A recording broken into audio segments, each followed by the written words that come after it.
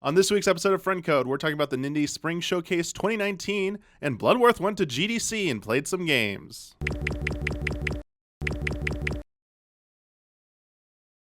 Hello, everyone. Welcome to an episode of Friend Code. I'm your host, Michael Damiani. On this week's episode, I'm joined by Daniel Bloodworth. Hello. And you might be wondering, oh, it's just the two of us this time. It's a busy week for us. We were recording this on the day that our third anniversary event is going on. Just everyone was really busy this week with their schedules. Bloodworth was at GDC.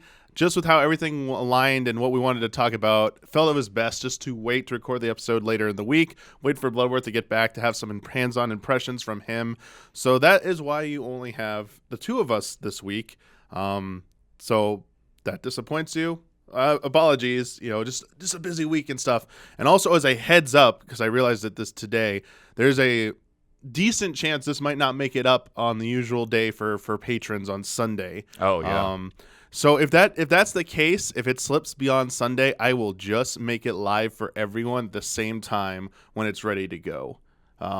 Just to get it out there and get it to everyone. Okay. And we'll return, because then it would delay. Especially. Well, I mean, you can give it to people early and then still put it up in the whole time. Yeah, we'll see. But we'll get back to our usual routine with regular episodes going forward. Just a really hectic week for us, but hopefully, you for those of you who watch it and are there. Well, I mean, again, it wasn't just that it was hectic. It's that we knew this Nindies stuff was coming, so we wanted to be able to cover that, as well as we could. Yeah, it was, and the window for that is just. It's just right now. Like I got it last night, very late. Yeah, that was sounded like it was an ordeal. But yeah, so let's start with so how we're gonna do this is we're gonna go down through most of the games in the Nindies Showcase. We're not gonna go over every single game, but we're gonna go over them as they were revealed. Most of the big ones, and Bloodworth actually got to try some of them out up at GDC. Yeah. So when we get to those, Blood's gonna share his impressions with us. Which is going to be cool because we really haven't done a lot of hands-on impressions on Friend Code. Yeah, they had a companion press event there at GDC, which a lot of things at GDC aren't really at GDC. Like they had their own hotel suite and all of that, and it was just there for I think 4 hours that things were available. But the same people that were presenting the Direct were there. To talk about Nintendo's kind of indie strategy and how well everything's been going. So they started it off with a presentation there, and they were talking about like some of their values. Like one of the things is that like quality remains priority for them to like really find these games that are going to stand out and be great.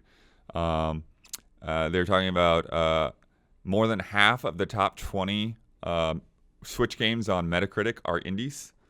Oh, I didn't know that. Yeah, so like the Switch indie games, like it's not just that they're selling well, but they're reviewing, they're hitting critics really well. So that's falling into their quality. Yeah, They were talking about some of the top 10 indie games include. I don't think I wrote down the whole thing, but Celeste, Undertale, Hollow Knight, Overcooked, Dead Cells, Stardew Valley, and Golf Story. And I guess I forget what survey they were referencing, but they were saying half of game makers consider Switch the most interesting platform to release their games on. Most interesting. I wonder how they define that. Yeah. And then, what if again? It's a survey question, so it's up to whoever was taking that survey. And then a priority of making sure fans know about the games that they think are worth knowing about. And I didn't realize this, but Nintendo launched like an indie YouTube channel last fall. There's like a separate indie channel. Interesting. Didn't they have they had like a separate channel for mobile or something like that at one point. Yeah. I don't know if maybe they switched over to that, but yeah, I didn't know they had a dedicated indies channel. No idea about that. Yeah, and then they also talked about the stuff that Kit and Krista do, and the Nintendo Power Podcast, and just trying to highlight the games that are really worth highlighting. Yeah, it's pretty cool. It's nice they did a presentation there. I feel like I've been to one of these before. I feel like it was in San Francisco. I might have been around GDC. It was definitely after some presentation. It was at like the W Hotel, I want to say. Sure. Something like right around the Moscone. I mean, it's basically tradition now that both Microsoft and Nintendo will have an indie event at GDC right before the because I think in the past both of them were on Tuesday, which is before the expo floor opens.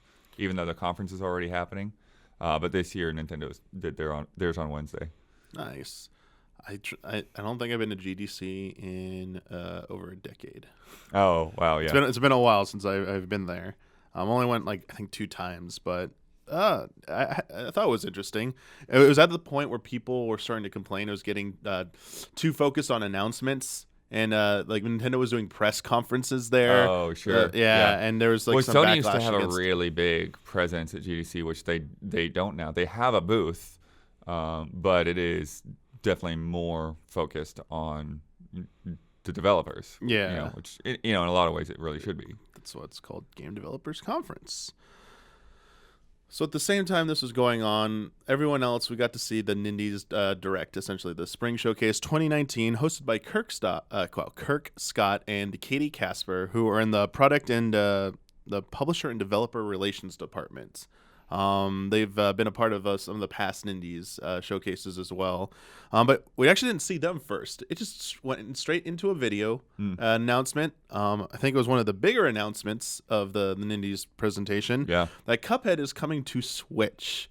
After all the rumors, after all these leaks about Microsoft and Nintendo working together, we finally get the first concrete piece of evidence, the first example of this, and it is coming to Switch on Thursday, April 18th, and it is apparently how it happened is Microsoft approached Nintendo about making this happen. And that's what the developers, that's one of the games that I played, and one of the developers was there, and I just asked him, so what's the story, like how did this happen? And he's like, Microsoft came to us and asked us if, we wanted to put the game on Switch, and that was a dream for them. So, they started working on it, and they're talking about how, because of the limitations of the Switch, it made them relook at the game and work things out.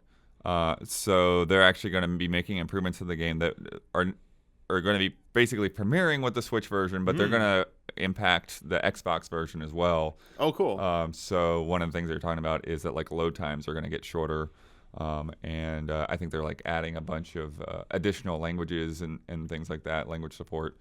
So it's pretty cool. And he didn't reference anyone else specifically, but the way he was talking was as if this is how ID at Xbox is going to kind of start approaching some of these indie games. Is just put these out there, share them with everybody, kind of thing.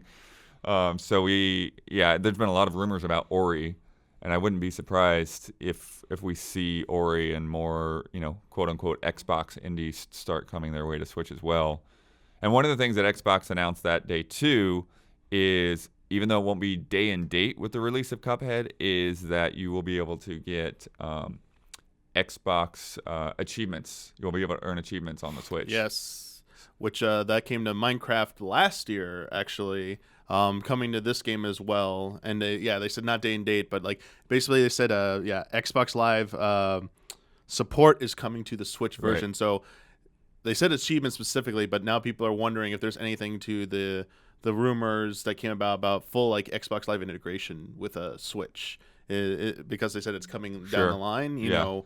Well, I went to the Project xCloud presentation as well, which I'll cover in a different GDC report. But I was, me and some other journalists were we're just waiting. You're gonna say this is gonna come to Switch, right? You're gonna be able to, cloud play all your Xbox Game Pass games, but not yet. Bloodworth. It's coming. I think it's coming, but not yet. I think it's happening at E3. Yeah. And I think Microsoft will be, one or the other will be involved in the other's presentation. Either Nintendo exec will walk out during Microsoft's press conference, or in the Nintendo E3 Direct, someone from Microsoft will be in that. Right. And that's what Major Nelson's been tweeting about playing Switch games and stuff. Yeah, it's been very, very open. Yeah, it'd be interesting to have Doug Bowser, who will be taking over as president and CEO of Nintendo at that point, and maybe someone like that, like Major Nelson or Phil Spencer, someone like that, walking out with them together. It would be kind of cool.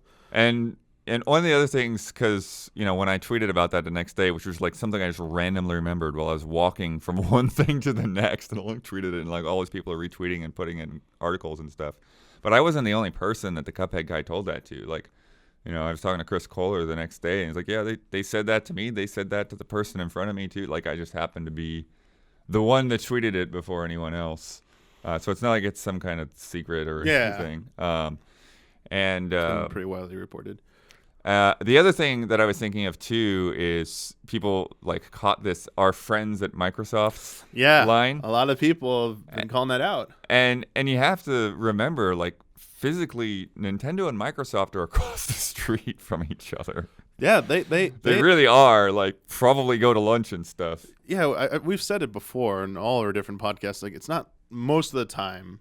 These companies aren't like enemies or something like that. You know, they're usually on pretty friendly personal terms. Just business is business sometimes. But also, specifically Nintendo, there is a history there, like dating back to the N64 era, essentially. Like Ken Lobb going, one of the key figures with GoldenEye, the Klobb gun, everything that going over to Microsoft after that. Like that's sort of starting that point on. There's been like some now working with Killer Instinct and everything again. Yeah.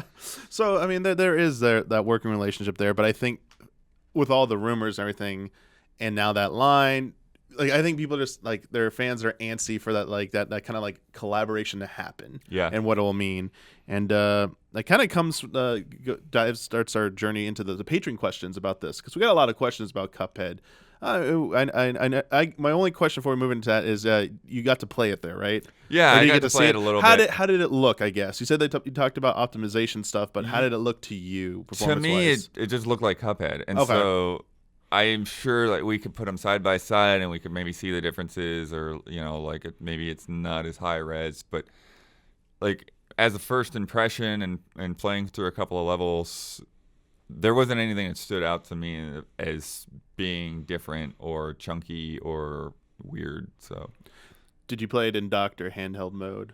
I played it in docked. I know some people pulled it out and checked it out in handheld mode, but I didn't. Okay. I didn't do that. That's fine. First patron question comes from Carl Williams. Now that Cuphead has been announced for Switch, do you believe that Nintendo and Microsoft will work on a way to bring the Ori titles to Switch? Yeah. You kind of talked about that a little bit, but do you think that's a definite thing at this point? I don't know if it's definite, but there's so many rumors about it that it feels like it's probably happening. And the Ori developers are very similar, like super small team, and I mean, they don't even have an office. They're like spread out all over the freaking world. So I think for them, it may just be a challenge of trying to do that port as well as working on the new Ori game, which is probably why we saw Cuphead first, because Cuphead's working on additional content. But, I don't know what else, that team has next in the pipe. You think it'll be both Ori games if it does happen? I would maybe not simultaneously, but I think that if it happens, then we'll probably see both at some point in the future. I think it's a pretty safe bet. I'll be interested to see how they introduce Ori 1. Whether it's like a pre-order bonus for Ori 2 on Switch, standalone, separate sale, something like that. And it sounds like Cuphead's doing really well in pre-orders, too. I actually haven't checked on that. You talk about Switch pre-orders, since they opened it the day of the Nindies Direct. They opened them up. That's pretty good. I mean, I my gut instinct says that thing's going to sell pretty well on Switch, despite it already coming out on other platforms. It's really a perfect Switch title. Yeah, it's a good match there. Second patron question about Cuphead comes from Megan Leinert. With the surprising announcement of Cuphead at the Nindies Showcase, do you think we are starting to see the relationship with Microsoft take shape? How far do you think this relationship could go, and what other games would you like to see? I think based on what we're seeing, it feels like the things that are indie and that would support these indie developers. I think that the idea at Xbox team is probably pushing to get those natively on the Switch, and then again, I think Project X Cloud will probably most likely come to Switch too, because if they can do that on a phone, why not do it on a Switch where you also have access to a controller? So I think it will really just probably depend more on Nintendo than Microsoft, I think. That's a good point. I do agree that the stuff about the Project X Cloud, I if I had to guess, I think that's like Microsoft's like biggest, one of their biggest objectives is getting that thing running on as many devices, and getting it on Switch will give them a leg up in the competition in the coming console, coming generation. It's not going to be console technically because Google's going to be joining it, but they want to get a leg up on Stadia and on whatever Sony's going to be doing. Stadia. Why did I say Stadia? But you can get that name right. I guess get Pokemon Stadia. Just got to say that every time. I'll get it right. But Stadia and PlayStation's offerings, I think Microsoft will be able to tout, hey, you can play it on all our devices on our new console, Scarlet, but also if you're a Switch owner, you can play it on Nintendo devices as well. Yeah. And that will be a big boon for them, I think. And I'm not sure who's doing that stuff in Japan, where they've been streaming like Assassin's Creed and those games. On which for Switch? Yeah. Oh, I forget. It must be like a Japanese company. Yeah, because Capcom did. Capcom did Biohazard 7. We had Assassin's Creed Odyssey was the other one. I don't know if they've done any others since then, but I forget. I don't know the company's name that's doing it for them. But yeah, they've been testing the waters with that, and you have to imagine that that's something they're looking at as well. Yeah. Especially, it does seem like Nintendo's receptive to having higher end games be able to be available on their platform through streaming services, and it seems like Microsoft might be the first one out of the gate to approach Nintendo and they might be doing all this to foster that relationship, and that they'll be like, hey, why don't you stay away from Google? Why don't you stay away from Sony? Like, be exclusive with us, and you'll see the benefits of that. And I also think it goes beyond just like the streaming objective. Yeah. I could see some game, like this is now giving hope to people who want a true GoldenEye revival, like GoldenEye remastered, not the one that came out People back on have Wii. been bringing up Rare Replay and like that. Yeah, Rare Replay, Banjo HD, stuff like that could come back to Switch. There's a lot of possibilities there. I think it benefits both because, as you see, people are excited about talking about both Microsoft and Nintendo here, and I think that's a good approach for them to take going into the coming generation. Right. Yeah. I mean, the pie in the sky, kind of thing would be basically Xbox Live taking over Nintendo's online services. Like play Smash Brothers on Xbox Live. Like, yeah, okay. That's the pie in the sky if you're on Nintendo end. I think Microsoft's end is, do you think they could ever get any kind of Nintendo game or something in Nintendo on one of their services or devices? Like, could you see an actual game? I think would be tough, but I wouldn't be surprised if like Link hats on Xbox avatars or stuff like that kind of thing. Like just more of fun cosmetic related things. Like Halo's always had like the freaking Triforce symbol and not called it the Triforce, but imagine if like you like officially could have like a Triforce with a Master Sword down it and like your custom character. Yeah, that would be. I mean, I could see that. And Easter eggs like they did in Bayonetta. Those kinds of things. Yeah, I could see it. The possibilities are pretty exciting to think about. But our final question regarding Cuphead comes from Dark Pikachu. So the first thing that came to my mind was Cuphead in Smash Ultimate. Do you think that's realistic? Would Microsoft benefit from that? And before you answer that, I just want to say the co-creator, I'm probably going to get this name wrong, Jared Moldenhauer, actually said recently that he dreams of Cuphead and Mugman ending up in Smash. Sure. I don't know. I mean, it could be one of those things that I think that's just an easy thing to latch on to because it happened. Because this is a reality right now. I don't know that it would be the strongest foot forward for a Microsoft associated IP. I still think Banjo-Kazooie would be the most sense that any Xbox franchise could have in Smash. I agree. It's probably the one that makes the most sense. There's also been rumors about it, Banjo. There's also been rumors about Minecraft appearing in and Smash Minecraft Brothers. Is like, okay, but that's all market. Like, I just can't see myself caring about the Minecraft character coming to Smash. But though I think the most hype thing for everybody, like a broader audience, would be Master Chief appearing in Smash Brothers, which you never know. Never know. Moving on from Cuphead, the next game they talked about in the Nindies Direct, and again another game you got hands-on with at GDC, was Overland. New take on the end of the world narrative from the creator of Cannabalt. and it's coming this fall from Finji. Yeah, what are your impressions of it now that you got hands-on with it? Overland it's interesting because it sort of plays like in the way you move your characters. It has kind of like a similar like Fire Emblem or XCOM kind of thing where like you've got like a grid-based room and then you only have so many action points to move from point to point to search items and things like that, and you can recruit other party members who. One of the biggest things is just that you can carry more stuff, basically. And you can also find like backpacks, so you can find like things to shield yourself, because there's these like monsters that kind of look like Metroid monsters. Okay. Little things that burrow out of the ground and have like these glowing spikes on their back. But like if you can attack and kill them, but it's from what I played, it does not feel like a good idea.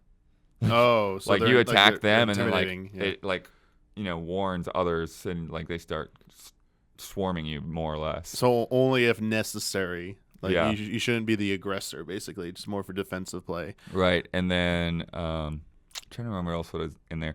So yeah, one of the main things that seemed to like move on from each screen was there's car, and so you're pretty much the biggest objective was to find fuel for the car.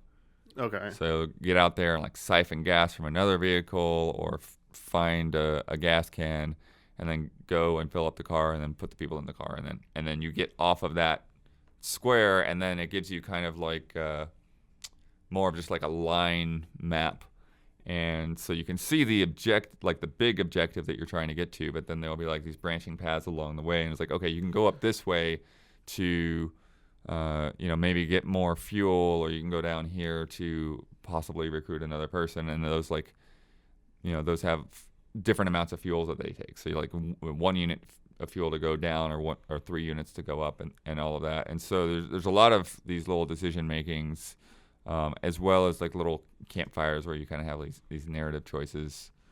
During the presentation, they made it sound like there's going to be you talked about the decision making, mm-hmm. but they made it sound like there's not going to be there's a chance that you will not be able to do everything that you want to do.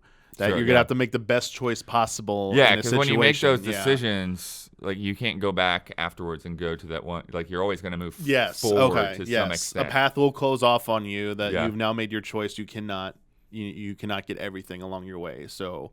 Yeah, that seemed really intriguing to me. Yeah, and then the last room that they had, I was a little bit lost as what they wanted me to do, because basically there's just this fire everywhere, and like, okay, we've got to get past this fire, and we have to avoid swarms of creatures, and we have to get gas for the cars.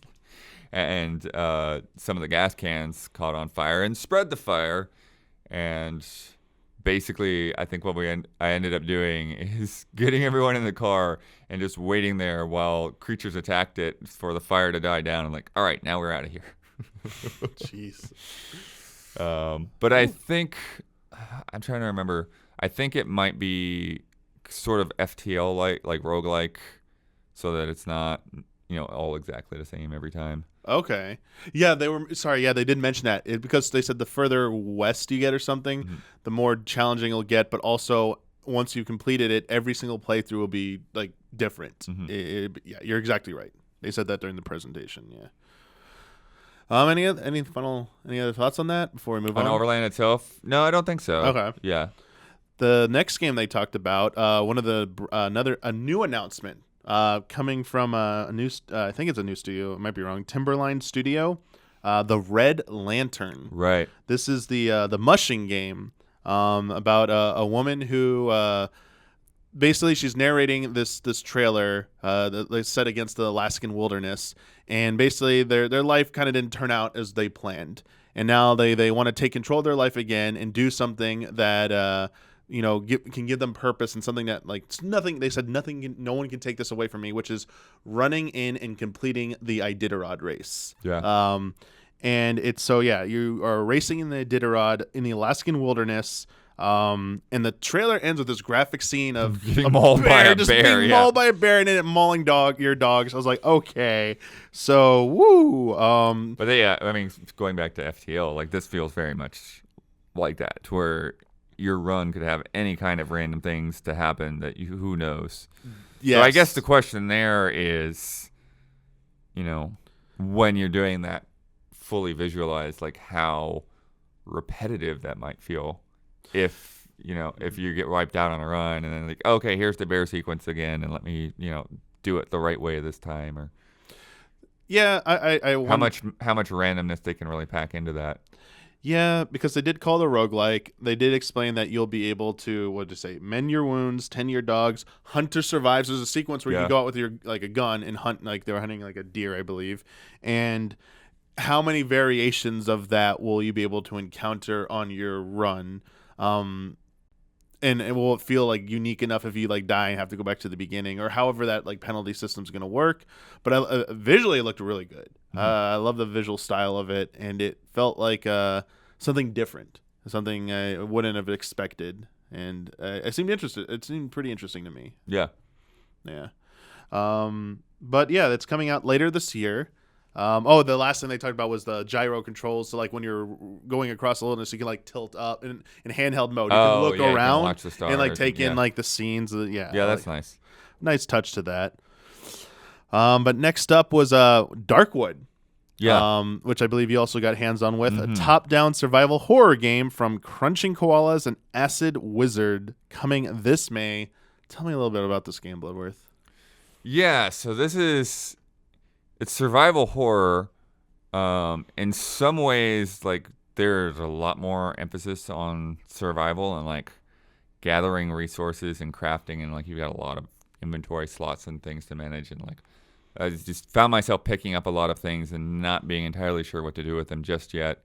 Started out with a house, and like there's a lot of boarded up windows, so I'm thinking that's probably part of the mechanic. Is like, okay, you've got to like secure your residence first, and then you can get out into the world and try to find what you can find.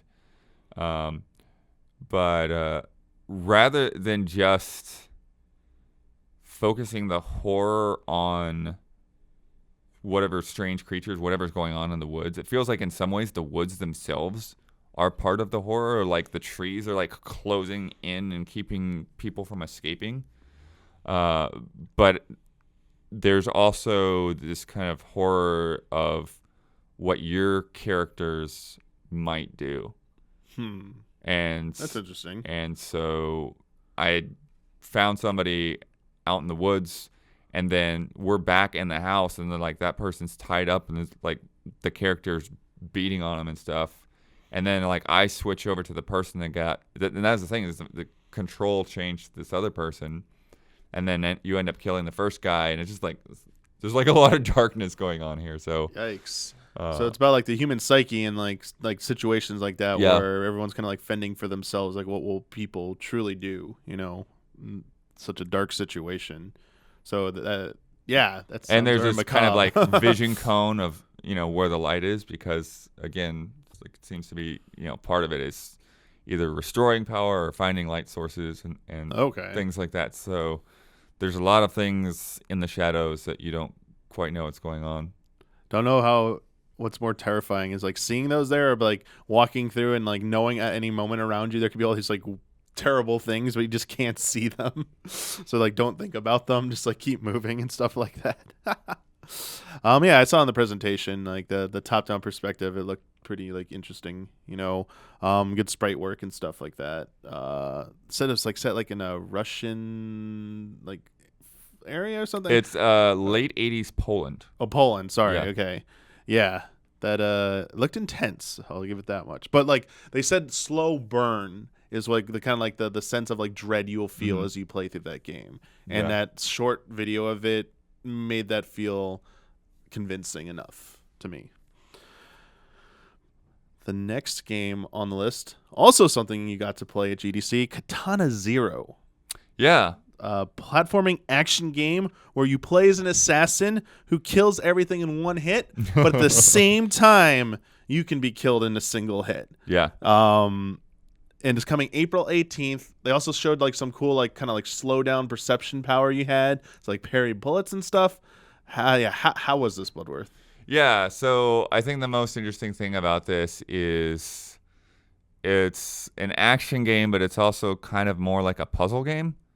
Okay. So you kind of go screen by screen in a way, and like there's a set number of enemies and objectives on that screen that you have to accomplish. And so rather than your character dying and you starting over, the kind of conceit, the kind of way that they frame this is what you do when you're controlling the character is actually that character thinking through how they are going to go about. So like Sherlock Holmes, you ever see the Sherlock Holmes movie? Oh, he like basically says you like see it happening out, but it's like him playing it, and then it happens at full speed. Yeah. Right. So that exact same thing happens. So once you've gone through and you've successfully cleared that room, then it rewinds and it plays that sequence. Oh, okay. And I think in like black and white or whatever, like it's a movie, and you can actually like rewind and speed up and kind of skip over it if you don't want to watch it. And so it's like you know, once you've successfully figured it out, then you watch the character actually do that. Okay, that's pretty cool, because in the presentation they showed, oh, don't worry, if you die, it just rewinds back to the beginning and you try again, but I don't think it made it clear. Maybe in a previous presentation something did, but I just didn't know that was actually what you were trying to do, is map out all of your actions essentially, and then get to watch the fruits of your labor at the end if you wanted to see that play out, which is pretty cool. I didn't know that. That's awesome. Yeah, and one of the levels that I remember specifically in terms of puzzles is there were these like lasers, and you could kind of dash through them and get by them, but then eventually there was a place where you could just like shut them off. But then I think there's like a hostage or something that you had to rescue, but afterwards like these extra enemies come in, and so what you ended up doing was tricking them basically to run into the lasers. So like you would just flip the lasers on when they were crossing them, and it's like, nope, now that guy's dead. Oh, lasers are off. Oh, lasers are back on. Now you're dead. That's pretty cool. And then there's some weird thing about like this therapist or whatever at the end, and you're like trying to get your medicine. Oh yeah, they showed in the video like that's what you like. They said like so tell me about like last night or your latest mission or something like that. So yeah, I thought it was just like the save system plus also a way to tell more of the story, but there's more to it. Yeah, I mean, I think there's some long-term benefits there or something, because throughout as you're talking to the therapist, you have these dialogue options that basically express, whether you want to keep talking or whether you're like, just give me the medicine. This is like you just get impatient with them. But if you take it more slowly, then they kind of congratulate you on being more patient or whatever. And I don't know. There's some other mechanic going on there that I think probably plays out more over the long term. And the injection you get, that's for like the perception ability you get, or how does that work actually? Like, is it on a meter? Like, how do you, can you infinitely activate it, or is it on a cooldown? Unfortunately, like I don't think I really ended up having to use it that much. Okay. That's fine. But I do think it's like one of these things where you can slow down time and just like hit a bullet back, and that's one of the tools that you have. Okay. For being able to get through there. Interesting. Yeah, it looked cool. Like I was pretty into it from what I saw on there. And it's one of those games that we've known is coming to PC for a bit. Like I think we've actually had a preview build for a while that Brad just said hasn't had time to get to. But now it's announced for Switch, and like all of a sudden people actually know this game exists. The Switch effect. Yeah. For indies, it's a real thing. Next up was another new game announcement from Double Fine. Oh yeah. And being published by Bandai Namco, a game called Rad. Yeah. I didn't get to play the Switch version, but I did eventually get to play it like right as they were shutting down the Oh, expo nice. Because all I know from what I saw is a post-apocalyptic world, and it looked like you were playing as a radioactive player because it was making like the rad radioactive and the rads, like the noise that comes off when you're radioactive. Traveling across the world and like you were like restoring life, like bringing up like plants and stuff as you went by you. Crazy thing where like plants are just like sprouting wherever you walk. Yeah, and it was like a top-down action beat 'em up, but your character mutates due to the radiation. So yeah, even though you didn't get to play the Switch version, like, I'm curious, like, what was it actually like? Yeah, like I said, I only got to play for like 5-10 minutes, but it feels like the mutations are entirely random. Okay. For your run, and so I think that as you just keep, leveling up or whatever, however the mechanic works, like you just keep stacking on more of these mutations. So like I think the first run that I did, I got one that basically turned my head into like Ghost Rider. You have this flaming skull, and so in addition to your normal attacks, like you just start tossing skulls at enemies. Then the second time I saw, or what I got was basically it allowed you to befriend an enemy and have them fight alongside of you. Okay. And then I saw somebody else get like giant bat wings, and then there are a bunch of other examples that are in the trailer. Yeah, I saw the ones in the trailer and stuff like that, and that was I was just curious. You gave me the answer. They are random. I didn't know if there's something that triggered it. Like you build up enough radiation, and then all of a sudden it dings, and like you get a new mutation or something like that. Basically, but the one you don't know what you you're don't have control over what you're gonna get. That's a cool point to make there. It just seemed like the mutation part of it, and then seemed like the biggest hook of that, and obviously. I wasn't sure if it was just a pure beat 'em up or like more like an action RPG, like Diablo-esque. There definitely seems to be some kind of like towers that you activate. I'm not sure what the real like progression mechanic is to get from stage to stage or clear a stage. But I mean, it definitely, like it looked like another kind of cool effort from Double Fine, coming this summer. Actually, so coming sooner than I would have thought. I was in such a hurry I didn't even write anything down after. Oh, poor Bloodworth. This next one maybe you have more notes on because I believe you got to play this as well. Was Creature in the Well. Yes. This is my highlight. Top-down action-adventure game inspired by pinball. Mm-hmm. Coming this summer from Flight School. Rather than me talk about what we saw in the Direct, you got to play it. So if you think of Yoku's Island Express has you playing as the pinball, think of Creature in the Well as having you play as the flipper. Yeah. So it really introduces, and what he was saying is that the demo level is just kind of a mashup of all kinds of things. So it's not like any specific level from the game, but it kind of introduces you to this idea. Pretty simply by just like there are balls floating at these points that just kind of respawn after you hit them, and so the first thing you pick up is there's a big old pipe, and you like whack the balls with the pipe, and then there are like these bumper shaped mechanisms in the levels that when the balls hit them, your character builds up energy. Okay. And then you can use that energy to unlock doors. Okay. And then as you progress a little bit in the demo, what you then end up getting a sword. And for whatever reason, what the sword allows you to do is the sword allows you to kind of charge and like hold one of those projectiles right in front of you. Okay. So you're holding it, like you're swinging the sword and you're charging these things to make them more powerful. And then you can aim, and then you can hit the pipe button to whack it. I see. So, and then as you start getting a little further in there, there's like some more like puzzly type challenges. There's one room where they had a bunch of mechanisms that you had to hit in quick succession.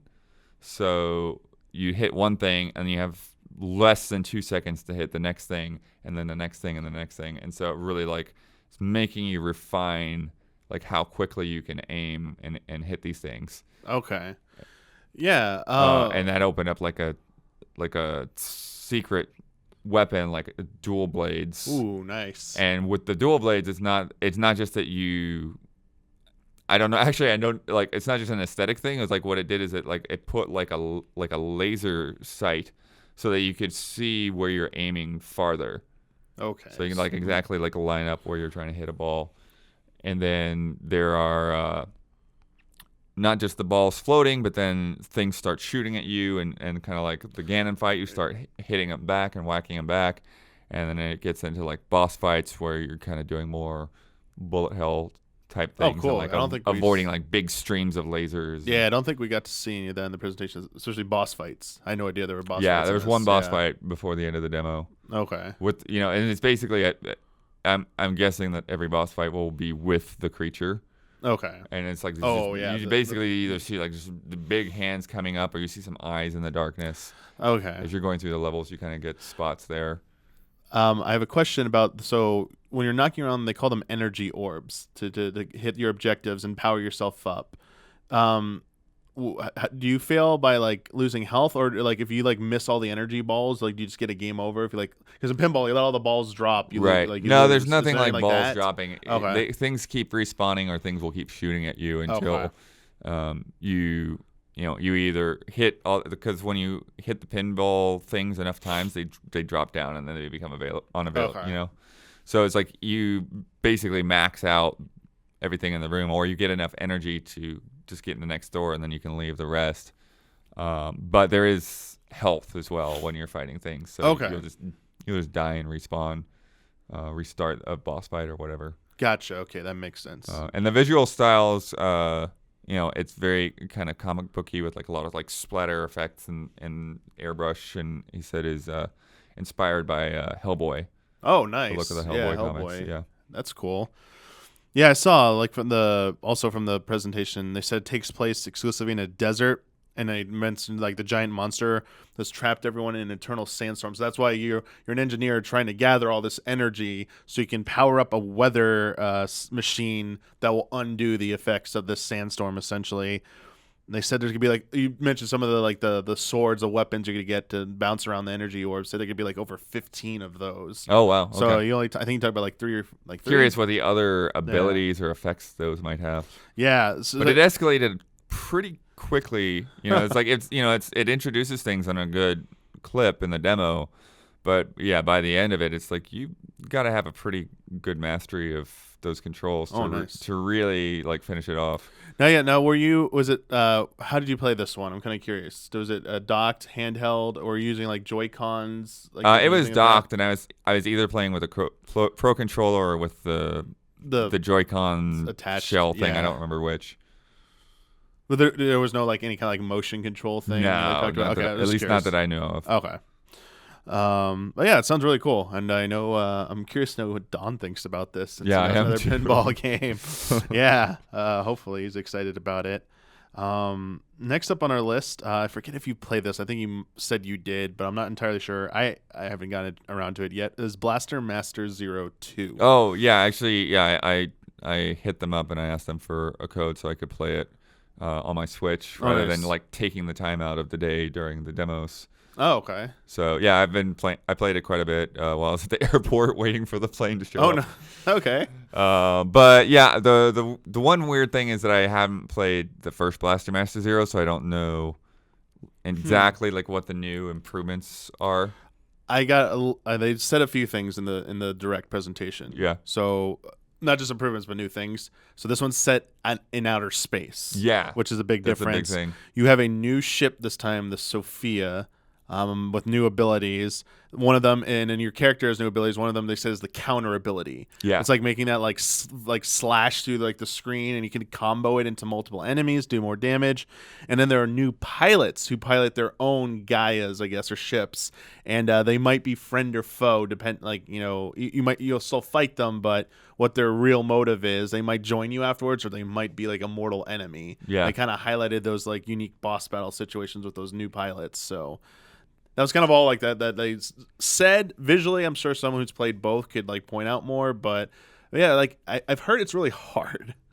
Yeah, there's definitely a fair amount of challenge in it. There's a lot of things too that I don't think are like necessarily explained right away, like the way the different guns work, because like when you're in the I guess the person levels or the top down levels, you pick up like this red energy things that allow you to switch to different weapons. So there's like a basic gun, but then there's like a more powerful, like skinnier, like laser beam, and then there's like a spread shot, and then there's like one that's like a homing gun.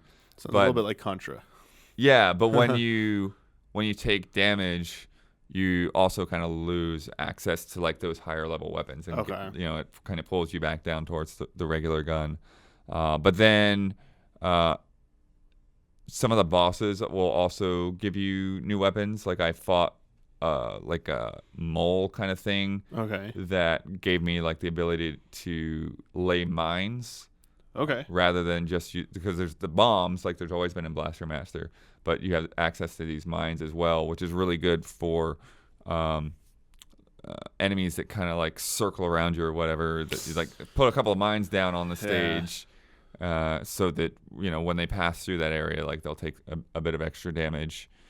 I think one of the things that makes it a little tricky to me so far is that you have that top-down perspective, but it's not a twin-stick control.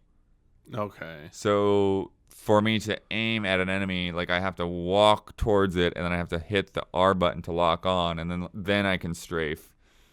But it's a little trickier to like deal with fast-moving enemies because I can't just use the right analog stick. So you'd prefer if it was a twin-stick shooter? I think in a way, I think I would. Oop, sorry. Yeah. And what do they call it? The counter mechanic? Yeah, they didn't have a name. At least I didn't pick up. They said a new counter ability. I don't think they called it anything special. Okay, I mean that's a core part of the game, and it makes a big difference because when enemies start to shoot at you, then you can push. I think it's the X button to counter them. And those abilities change too. So the first thing you have is just like a counter shot, but then the next one that you get from, I think it's the first pilot you meet. It's in like a Japanese style area. Okay. And so this character's sort of more of like a samurai ninja character, and so you get this ability to, basically dash forward into enemies. And it's a little bit more powerful than the default shot. I see. And so if there's a group of enemies on the screen that like fire in rapid succession, then you can chain those counterattacks together, and it's like zip, zip, zip, zip, and it feels pretty good. Okay. I thought it was just, from what I saw, it looked just like one counterattack. Knowing that there's different types you can get, it's pretty cool. And I didn't understand if it was just chaining it just like kills things faster, if chaining it built up to a final counter or something, because they showed like one with a boss battle with some like ads, and they did against the ads and they like hit the boss. I guess it was just the succession they went in, so I was a little curious about how that actually worked. And then with the vehicle, one of the interesting things that they've done is that you can recharge the meter that's used for both your hover, the boost, as well as for your special weapons, like your homing missiles and stuff. You can recharge that through like kinetic energy. So like if you fall off of a height, when you slam the ground, then that actually fills your special meter a little bit. Okay. So I'm curious if there will be any more abilities later on that kind of play into that like really encourage you to do that, to fall from heights more. Yeah, that'd be cool. I'd personally like that. Yeah. That sounds like, I didn't know they did that. It's pretty cool. But with the outer space stuff, I've gone to a couple of different. I've gone to 2 different planets, and the second one is the one I was saying that was more Japanese themed, with like big like spikes of bamboo coming out and blocking your path, and making you figure out how to get around things. And then there are also hidden in the levels are like these little blue maps, so that when you go back out onto the space map, there are additional areas that you unlock that are Oh, optional that's areas. cool. Yeah. I like that. That's really, that's awesome. I love stuff like that. You can unlock like hidden areas and stuff by rewarding your exploration. That sounds pretty cool. Oh yeah, so you're digging it so far. Like, Yeah. having a good time with it. All right. Yeah, like I said, I think the aiming at things is probably the weirder part, just because I think there's been so many twin stick shooters that like your brain is just ready for that, and it's like, oh no, I can't do that. Okay. All right. I feel like I played the first one a little bit. I did play the not Zero, but the other one that came out on Wii. When they tried to revive it the first time or whatever, it was really bad. But I definitely played the first one of these for like a little bit, because I remember getting out the top down part, everything like that. But it also seemed pretty hard at the time. And then I think I might have had the same issue with you. Also, this has got to be a joke. What? So the AI like assistant that you have that has to stay with the vehicle. Yeah. Her name is Eve, and one of the main things that like you're trying to accomplish in the story is to rid her of this parasite. So it's Parasite Eve. Like this is a joke? It's a nod. It's a nod. They're fans of Parasite Eve. Nah, you finished the game. It has a trailer for next Parasite Eve coming to Switch as well. The final and probably the most surprising announcement of the Nindies Direct that we're going to talk about at the end. A little bit of a shocker here.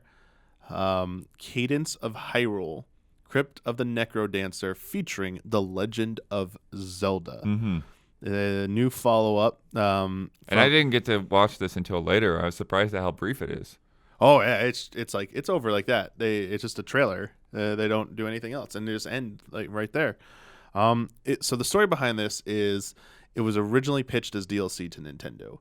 Necromancer team wanted to use the characters for just a DLC pack. Nintendo said, "I want you to just make a whole new game, and we're cool with it." And they were like, "Oh yeah, this sounds awesome, cool." And thus we have Cadence of Hyrule, which in addition to Cadence, you can play as Link or Zelda from the Legend of Zelda series. Mark that down as another rare instance where you get to play as Zelda in a Legend of Zelda game. From the trailer alone, I can tell it also incorporates enemies, bosses, items, and music from the Zelda series. It featured a remix of Telltale Heights from Link's Awakening, which I don't think was part of my my more like cynical side views it as like a very calculated choice from the team that put together this trailer. Maybe they were saying something. Danny Baranowski, the composer for the original Crypt of the Necrodancer, also Super Meat Boy's soundtrack, will be doing the soundtrack for this. So that Telltale Heights remix you heard, I believe, is from them as well. One of the coolest shots of that was the last gameplay shot before it cut to the title. It showed the Armos Knights from basically like the battle you fight in A Link to the Past, but they all had guitars. And I was like, wait, what? So that looked really awesome and just like something you would never expect to see. Coming this spring, again, it's Brace Yourself Games and Spike Chunsoft. It just came out of nowhere. I know we had a lot of people who said, well, this was not the Nindies Direct for you all to skip a reactions for. And I was like, but we're so busy and stuff. I was like, I had multiple doctor's appointments that day. I was like, I can't get out of this. Like, this isn't happening. But that music, like I liked how they introduced it, because the music just comes on while Kirk and Katie are just like there. They just start like kind of like bouncing to it, and then it just kicks in. And I remember the first shot. So I didn't know immediately it was Crypt of the Necrodancer until they started hopping around. I was like, isn't this like Crypt of the Necrodancer? The first thing you see is a shovel kind of like digging up some like a dirt wall. And I was like, huh, you do like in the Minish Cap with the claws. I was like, it's a nod, Then it went on, and I like saw something, like I saw the enemies, like, are those? I was like, those look like Zelda, like those look like gels, but now those could be so like the green and the blue, like slime looking. I was like, that could be anything. Then the second scene before the music, like the iconic music kicks in, I was like, there's spider looking thing, and there's like, that's a lever and a Tektite. I was like, maybe. I was like, this looks very Zelda-ish, but no, what is this indie game? I can't wait for it to say it's inspired by Zelda. Then the next shot was an enemy that was a dark nut that looked like it was ripped right out of the Minish Cap sprite work. I was like, wait, that looks exactly like the dark nuts you fight in the Minish Cap. And then as soon as that clicked, then the music went. I was like, oh, it really? I was like, wait, they're doing Zelda. And I was like, oh, okay. It's a Zelda Crypt of the Necrodancer. Yeah, I was like, okay. Interesting. We'll start there. I don't know. You've seen the trailer now. What do you think of it? Yeah, I think it looks fun. I haven't actually played Necrodancer, which, it's neither have I. Probably to my own fault, but yeah, the song I think was really impressive mix of that, and I think that it's something that feels lighthearted and experimental and actually high quality. So I liked the integration of some of the movesets with the beat stuff, but it felt like Zelda-esque. For example, playing as Zelda, she used the prism counter to like reflect an attack, which is like from Smash Brothers. That's like her B move. I was like, oh, that's pretty cool. Link from range could use the bow and arrow, but then getting close could do like a spin attack. I don't know if like that's like a charge up move where you got to hold down like for a few beats or something. That'd be kind of cool to see. They had rupees in there that you could collect, so there's probably going to be like I don't know if it's just score based or there might be an economy system to I'm guessing buy there's new some items. shops, yeah. Yeah, like I'm very curious to see what they do, and I apologize also because I have not played Crypt of the Necrodancer, so I don't know about like them doing dungeons, like overworld. Do you like gotta do puzzles to unlock like an entrance to a dungeon? Like how much down the Zelda well are we gonna go with this? But yeah, everything I saw looked really cool. But I think that's the interesting thing is that just an announcement like this is probably boosting sales because of like people like, oh, this looks cool. Let me see what the original game is like. Oh, yeah, because now people want to know how to play. They're like, oh, if it's going to play Crypt of the Necrodancer, just go play Crypt of the Necrodancer and get used to it so you be prepared for Cadence of Hyrule, which very smart move on their part. Very interesting to see Nintendo go with this decision, and one of our like patron questions is actually about that from Kerbu. Cadence of Hyrule was a huge shocker, and I got to know what you all want out of this game. And if you were fans of original Necrodancer, which we just both said, we haven't played it, but it seemed really cool. And then they also asked, so what do we want to see out of the game? And then with Link's Awakening's Telltale Heights used in the trailer, what other Zelda tunes would you like to see infused with beats from this game? Oh boy.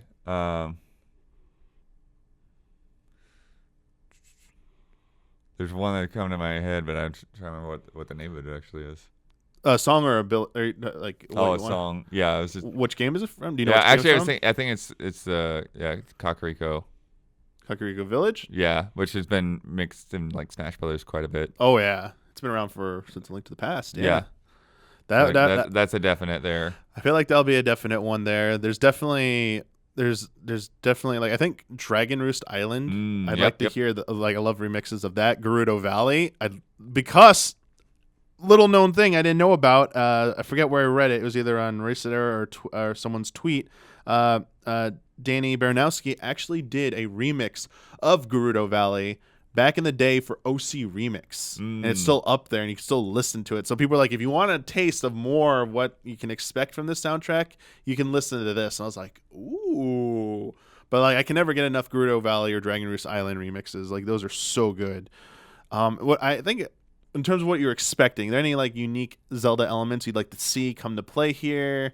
Anything like that? Maybe an item you'd like to see show up? Yeah, I guess the tricky thing is, without knowing Necrodancer gameplay that well, thinking about like how that would really play into it. Maybe the weird top thing from Twilight Princess. The spinner? Yeah. That would be interesting. That could make some interesting levels for sure. Yeah. I would like to. I kind of want to see because they showed like Armos Knights in there, like in terms of bosses. I would like to see. They showed Gleeok the multi-headed dragon, which originated in Zelda 1. I'm really hoping that they do. I want to see a good take on both. It's called Manhandla. It's like this plant-based boss. It's been in a few other games, and a Dodongo. Yeah. Dodongo's kind of been like the same for like a long time. I'd like to see a cool reimagining or a new take on Dodongo because it's a classic Zelda boss enemy. It's so simple, but it'd be nice to see something done different with it. Also, yeah, just like secrets and stuff. Like how they're gonna incorporate like solving puzzles with like this beat-based movement and in defeating enemies, because there were scenes where they were like pushing a boulder and then like putting something into a slot. So I wonder if like there'll be like, if you do it in certain, you have to do it on a certain beat or something. Like I'd like to see clever use of like the merging of those two mechanics would be nice, something like that. But what I was alluding to earlier, sorry for the last question about basically from Steven Santiago about Nintendo letting indies or letting another studio take its IP and work on it, especially for like an indie game. They want to know, with the announcement of Cadence of Hyrule being revealed during the show, do you think that this game announcement holds any significance in regard to possibly showing that Nintendo may be open to doing more crossovers with their IP, or do you feel this is just commonplace with Nintendo? Also, out of curiosity, with characters from which characters from Nintendo IP would you like to see make a Switch exclusive crossover? For them, they'd love to see Mega Man and Samus teamed up. So yeah, we get this every so often. Whenever like back with Rabbids came out and like Star Fox and Starlink, it's coming up again. So yeah, like, what do you think think? It's definitely part of a pattern, and part of. I mean, they've even said that they want to be more open with their IP and with merchandising, and we've got the Universal Park thing happening. Yeah. So I really think this is just a reflection of that, of not holding things too tightly when there is an opportunity that makes sense and that doesn't impede on the core games in any way. Yeah. I mean, we not a crossover. We did see Nintendo let Mercury Steam develop Metroid 2's remake, essentially. So that already got one. Yeah. Well, Capcom did the Oracle games back in the day. Back in the day when under their EA flagship studio, Mario and Luigi and NBA Street. Yeah. NBA Street also had the Square Enix and Mario one. Itadaki. Itadaki Street. Yeah, that one too. You had that. Yeah, we've had lots of different crossovers, but ones that haven't seen. There's two now, I think. Oh, one specifically. Let's see if we can remember the other one. The one I want to see the most now, it's Zelda related again. I want to see Yacht Club Games or Way Forward, or both of them collaborating together on a 2D side-scrolling Zelda, even a Zelda 2 remake. Like if Nintendo were to commission a Zelda 2 remake, I'd love to see one of those two studios get a crack at it, or making a crossover, like a Shovel Knight Zelda 2 crossover or something like that. Like a side-scrolling Zelda would be like awesome. I think that's like one of the number one things I would like to see from that. And I do think a more traditional sprite-based like 2D Metroid, like from either of those studios as well, would be like the dream from me. I don't know if you have any other ones, but I think this is going to be more commonplace. I think this is going to be a more frequent occurrence, in that I expect to see something of this caliber almost like once a year now going forward from Nintendo. Yeah. Or some other IP, like heck, F-Zero. Like let's start with F-Zero. Bloodworth. You love F-Zero. That's people have been talking about having the fast racing Neo guys. Yeah, seriously, like Nintendo doesn't seem like they're gonna do anything of themselves. If someone else, if the fast racing Neo team came to Nintendo and said, "Hey, could we make another game but use F-Zero ships and or F-Zero racers in our thing?" And they're like, "Yeah, go ahead." It's like, there you go. Like fast. That's what F stands for now. Fast racing, then Zero or something. I don't know. But yeah, like something like that, or even like Wave Race. Think of any franchise that hasn't had a game in a while, or doesn't have a lot of games. Like even Kid Icarus. I know Sakurai took that under his wing with Uprising, but that's even something like a side-scrolling version of that could be made with like another indie studio or something like that. Yeah. There's just a lot of possibilities now. The one thing I think they'll never let anyone touch, though, because it's not theirs, is obviously Pokemon. That'll never ever happen. So, well, I mean, yeah, because it's Game Freak. That's not a Pokemon company. I mean, Pokemon Go basically was that, right? Niantic doing that. Yeah, but that wasn't like I'm talking about crossovers. Sure. They'll never. I don't think they'll ever be. Maybe you weren't waiting for that Pokemon Digimon crossover. It's never happening. But crossing over with anything else, I think that's the one off limits since Nintendo doesn't have that. But I mean, they've shown anything that is theirs, though. It's like from Mario and Zelda, it seemed to be like their 2 top tier ones. They've definitely let people, run wild with those now, which is pretty awesome. I like this. I like when Nintendo allows this. But it also now makes me think, any crazy rumor is possible. This is why I bought so much into the Star Fox Racing rumor, because when this happens, I'm more inclined to believe these things are possible. Right. What are you supposed to expect from that? We get some weird multi-dimensional crossover of XCOM and Fire Emblem.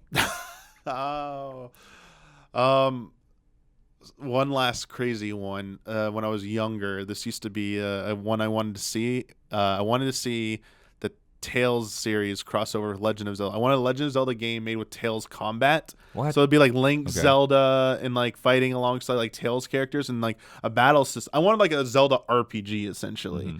And I was like, Square Enix is never going to do that. So who's like a lower tier RPG maker, but I was like, oh, Tales games. Yeah. And I was like, call it Tales of Hyrule or something, or Tales of Hyrule. I was like, there you go. I don't know so much if like now that I'm older, if that seems as appealing as it did back then, but never know. And it's coming so soon. Spring. Like that's, but yeah, two Zelda games. Cadence of Hyrule and Link's Awakening. Yeah. I don't want to get into this now. We can talk about this at a later date after we've played both of them. But I'm already starting to see an unfortunate side effect of this announcement is some people now clinging to this game's visual style and using it as their own personal ammo against the Link's Awakening remake, saying, why doesn't it look like this? Like, why didn't you just give them Link's Awakening or something? Let them that whole argument. I'm starting to see that spring up, and it's making me a little disappointed. It's like, there's room for both, and like you can have opinions on both, but I just wish like I understand people don't really like the Link's Awakening's remakes look, but wishing it doesn't exist now, because I understand people are disappointed, but sometimes it seems a little over, like too harsh of the criticisms coming against it. But there are fair criticisms as well. There are people who have made some fair criticisms, and we'll have to see how that plays out. But I forgot. I apologize. There was one last game you did get to play that wasn't part of the Nindies Direct. Which actually is a little bit surprising, but what was it? SteamWorld Quest. Ooh. I got to see.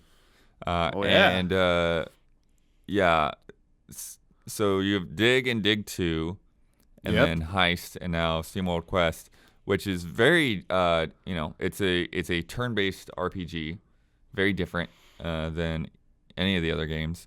And also, I think visually, there's some difference because SteamWorld Dig, you essentially have small characters in a huge world, right? SteamWorld Quest, you have huge characters in a relatively small world. Okay. So it's I'm trying to think of like what to relate it to. I think the weird thing that's like the clearest thing in my mind is like the woods in Final Fantasy VI before the Phantom Train, to where it's like, okay, you've got like this kind of big path area, and then like things that link either up or down, that kind of maze. And then there are, enemies and chests and all of that within those things. But you're basically dealing like with a big, long like banner, like almost like say like a Streets of Rage or a Final Fight or Ninja Turtles type of space that you're walking through. Good explanation for that. And then the battles, just transitions to the battles pretty much on that same screen. But the battles are card based, and they're actually talking about punch cards because they're robots. So kind of this idea that would be like a punch card that you use for like clocking in at a factory. And so the thing that I appreciate the most though with the card battle system is that each character in your party, and I think you can have up to 3. Maybe you could have 4, but I think 3 is probably the limit on your party. Each character so far in the demo only has 8 cards that they can have in the deck at a time, and then all of those characters' cards are shuffled together. And so when you get your hand, you might have 3 cards for this character and 4 for another, and then 1 for the third. And so kind of, and then there are just basic strikes, like just doing a sword swing, and there are things like your buffs, and then there are special skills that you build up steam, which is kind of represented by this gear meter at the top of the screen. And with that, so you do a regular attack, and then that puts however many points into your steam gauge. And then with enough regular attacks, then you can use one of your skill attacks, which basically I had like a knight and a mage that we're working through this demo for the beginning. And so the knight could do swords, and then the mage would like just hit him with her book. And then when you had enough points, then the knight could either do a stronger attack, or the mage could actually cast spells like fire and ice. And and the other interesting thing about how the system works is, number one, you actually you put all your cards out there sort of at once. So it's like, I'm going to play this and this and this. And then once you've confirmed that's what you're going to do, then it plays out all the moves in succession.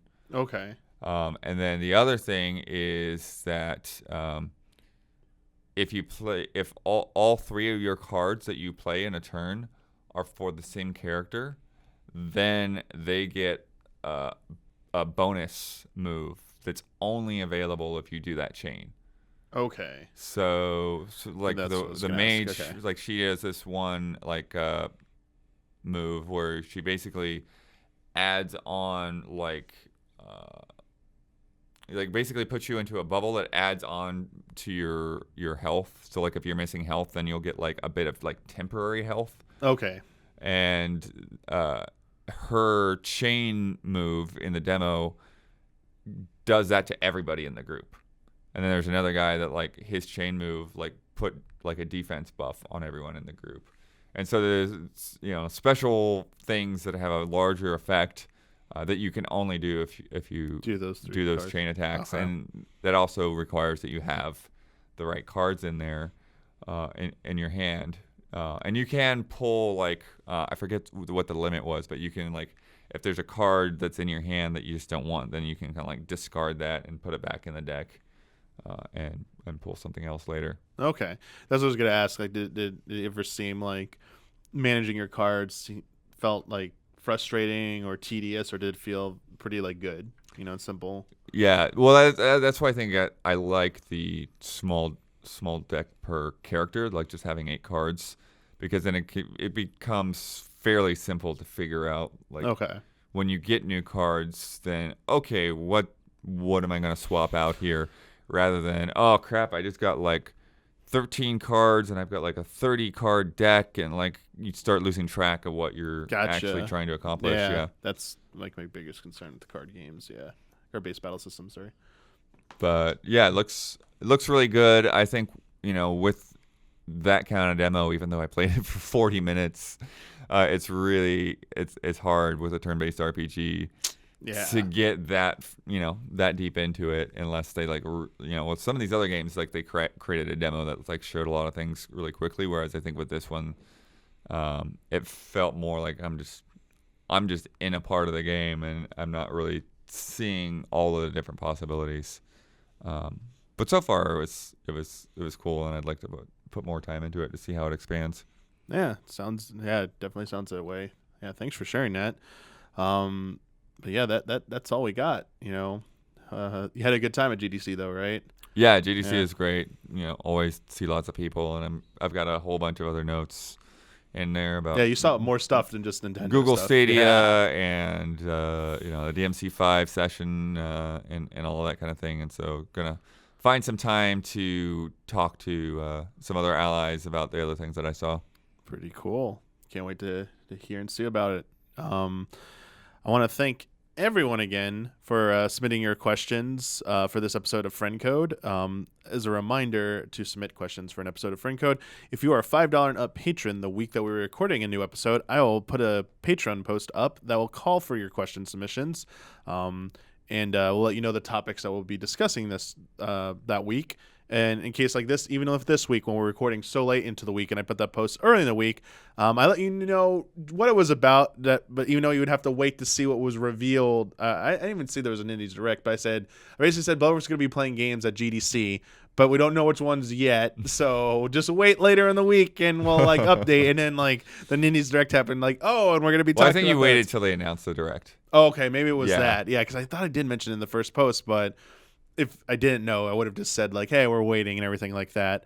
But I'll let you know what we're going to be talking about, so you can draft your questions to be related to those topics, because that's how I select them, especially when they're on topic like that. And it helps drive the discussion and makes the show work as well as it does. So thank you for that.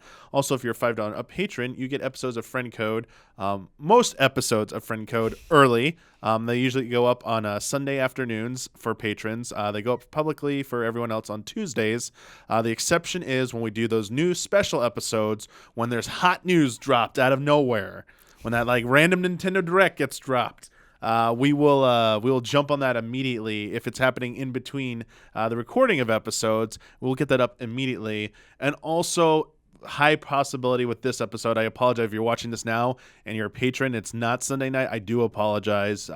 It's a special case week as well. But in general, that's usually how it works. So thank you again for all of that. Thank you again for joining me, Bloodworth, on right before our 3rd year anniversary.